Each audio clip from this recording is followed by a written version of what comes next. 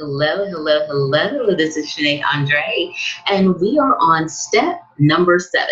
Now, earlier in these steps, I started to speak to you about making copies of your documentation because there was going to be need for a couple of different envelopes. And so here we are at that point where it's time to get organized. We are gathering, we are very close to finalizing everything that we need to have. And so I need, or you're going to need 3 different sets of copies. If you are utilizing the CIBT visas information for an expedited situation, then you are going to need 3 envelopes. Anyone else is only going to need to make 2 copies. For the expedited service people, you are going to make a copy that of all of your, this is the one, the sealed envelope is going to be where your originals are, as well as some of the various different copies. So everything that we've talked about so far, if there is a place where you had to have an original instead of a copy, that is what's going to go in your sealed envelope.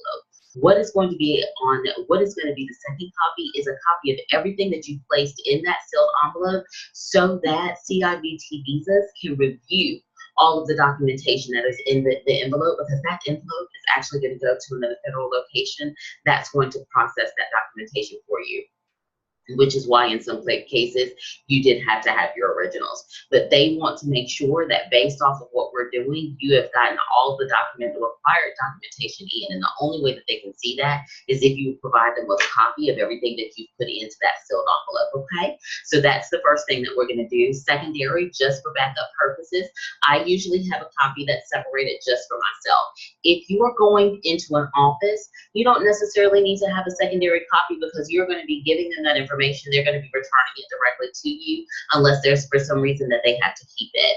If you happen to be if you're going to be sending this off to any other institution to get finalized, and again, you want to make sure that you have a copy of everything it is that they sent, that you're sending to them, so that if anything should happen, you've got proof of what it is that went out in that particular sealed envelope, okay?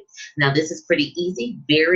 This is such an easy process. I know that it seems daunting when we start talking about going to various different offices and, you know, and federal and government statutes, but this is actually, for the most part, one of the easiest things that you can acquire. The only portions that begin to get harder are a little bit about the forms. And so we are past that point. It's getting ready to be time where we get everything turned in. Guys, I'm so excited. I love doing what I do, and I love being a travel professional, but I live even more changing the lives of the people that are around me. And changing lives is getting passports and being able to make a different type of decision when it comes to what kind of travel you're going to do from this point forward, because now you can get out there internationally. We're changing lives in this area, and if you have any questions about what it is that we're doing to help families and additional people become financially free, have personal freedom and time freedom, reach out to me.